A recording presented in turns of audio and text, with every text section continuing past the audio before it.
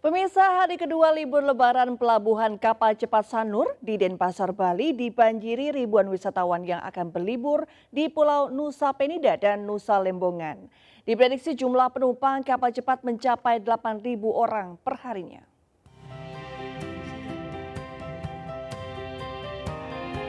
Seperti inilah situasi di pelabuhan kapal cepat Sanur, Denpasar, Bali. Sejak hari pertama lebaran, pelabuhan ini telah mengalami peningkatan jumlah arus penumpang kapal cepat tujuan Nusa Penida dan Nusa Lembongan. Jika di hari biasa, jumlah penumpang rata-rata sebanyak 4.000 penumpang, di hari pertama Idul Fitri ada sekitar 7.000 penumpang per hari yang menggunakan kapal cepat. Sementara di hari kedua libur lebaran, mengalami lonjakan hingga 8.000 penumpang. Meskipun terjadi lonjakan, pihak pengelola pelabuhan memastikan armada kapal cepat yang beroperasi masih normal, yakni 53 armada dengan kapasitas 100 hingga 120 orang per kapal dan belum ada penambahan armada cadangan. Ini rencana mau liburan kemana? Mau liburan ke Nusa Penida. Berapa lama Kak? Cuman 1 hari sih, karena memang baru pertama dan ini kan ikut tur juga, jadinya ada trip ke Nusa Penidanya. Seperti diketahui, Pulau Nusa Penida dan Nusa Lembongan kini menjadi destinasi favorit wisatawan asing maupun domestik dalam menghabiskan waktu liburan selain di Pulau Bali. Dari Denpasar, Bali, Indira Ari, iNews melaporkan. Pasca selesai dilakukan perbaikan secara temporer, Tol Bocimi ruas Cigombong Parungkuda mulai difungsikan satu arah dari Jakarta menuju Sukabumi, Jawa Barat. Tol tersebut difungsikan untuk membantu mengurai kepadatan lalu lintas selama arus mudik dan balik lebaran. Pasca penanganan darurat dan pembersihan lokasi longsor di kilometer 64 ruas Cigombong Parungkuda, Jalan Tol Bocimi mulai difungsikan untuk dilalui kendaraan pemudik maupun wisatawan yang akan menuju Sukabumi dan sekitarnya. Fungsional jalan tol hanya dibuka satu lajur, yakni lajur B dari arah Jakarta menuju Sukabumi. Untuk memastikan agar tol ini berfungsi dengan baik, pihak Kementerian PUPR dan PT Trans Jabar Tol akan bersiaga di lapangan setiap hari.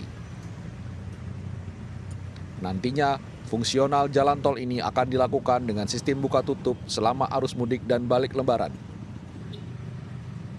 Selain itu, penggunaan ruas tol Bocimi, ruas Cigombong Parungkuda ini akan disesuaikan dengan kondisi di lapangan.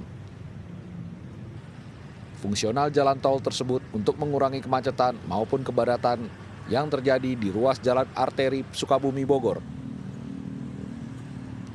Jalan tol hanya bisa dilalui oleh kendaraan golongan 1 seperti sedan dan minibus. Bahwa hari ini rencananya bisa dilintasi, namun satu jalur. Ya, jadi kendaraan yang kemarin masyarakat keluar di Cigombong sekarang bisa dilintasi normal dengan catatan satu jalur. Kalau nanti jamnya sampai jam berapa, ini kita belum menunggu perintah dari Korlantas. Yang pasti sekarang kita laksanakan penormalan jalur seperti normal. Sementara itu, untuk proses perbaikan secara permanen, Kementerian PUPR dan Waskita Karya menargetkan pengerjaan tol Bocimi yang amblas akibat longsor akan selesai dalam waktu 3 bulan. Dari Sukabumi, Jawa Barat, Budi Setiawan, iNews melaporkan. Pemirsa, +1 lebaran gerbang tol Cikampek Utama terpantau ramai lancar bahkan hingga malam hari ini. Berdasarkan data dari pihak Jasa Marga tercatat, sebanyak 40.000 kendaraan yang masih mengarah ke tol Trans Jawa, sementara arah timur ke Jakarta sebesar 20.000 kendaraan. Pemirsa, suasana pada malam hari ini di gerbang tol Cikampek Utama terpantau ramai lancar, belum ada penumpukan kendaraan yang begitu signifikan baik itu pagi hari tadi sampai dengan malam ini. Berdasarkan data dari pihak Jasa Marga pada pukul 6 sore tadi, update mengatakan bahwa lebih dari 40 kendaraan yang melintas ke arah tol Trans Jawa, sementara untuk arah sebaliknya menuju ke Jakarta tercatat 20.000 kendaraan.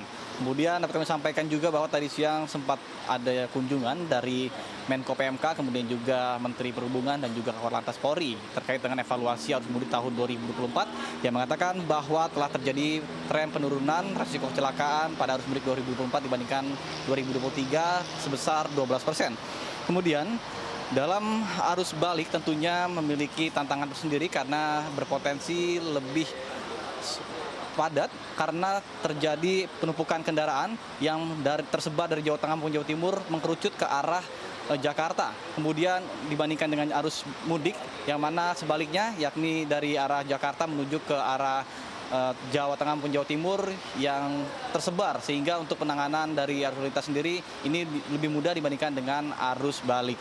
Kemudian dapat kami sampaikan juga bahwa untuk diprediksi puncak arus balik terjadi pada tanggal 14 April 2024 sampai dengan tanggal 15 April 2024. Karena pada tanggal tersebut masyarakat sudah mulai kembali aktivitas bekerja seperti itu.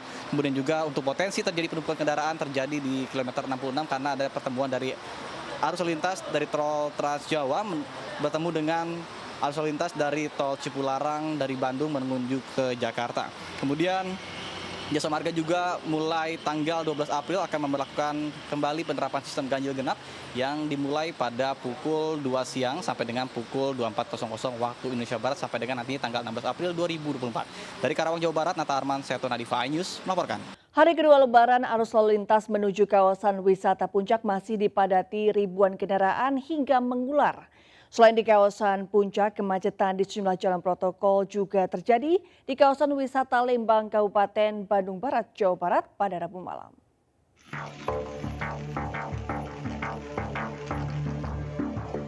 Arus lalu lintas di Simpang Gadok menuju kawasan wisata Puncak hingga Kamis malam, ribuan kendaraan masih mengular meski kondisi Puncak diguyur hujan deras. Hingga Kamis malam tercatat sekitar 90.000 kendaraan sejak hari pertama Lebaran kemarin melintasi jalur Puncak. Selain wisatawan, masyarakat juga berkunjung ke sanak keluarga yang ada di sekitar Puncak, Cianjur, dan Bandung. Petugas menghimbau agar selalu berhati-hati saat berkendara di jalur Puncak. Selain banyak genangan air, jalur Puncak juga banyak medan yang berliku dan licin. Selain di Puncak, arus lalu lintas di sejumlah jalan protokol di kawasan wisata Lembang, Kabupaten Bandung Barat, Jawa Barat pada Kamis malam mengalami kemacetan panjang. Satlantas Polres Cimahi memberlakukan rekayasa jalan one way dari kedua arah. Kemacetan diakibatkan tingginya volume kendaraan wisatawan yang sudah menghabiskan waktu di sejumlah objek wisata di sekitar Lembang. Dapat kami laporkan situasi arus lintas sampai saat ini masih meriah. Kita dari pagi sampai malam ini sudah melaksanakan CB penarikan CB one way penarikan sepakat dari arah Kota Bandung menuju Kota Lembang sebanyak 5 kali.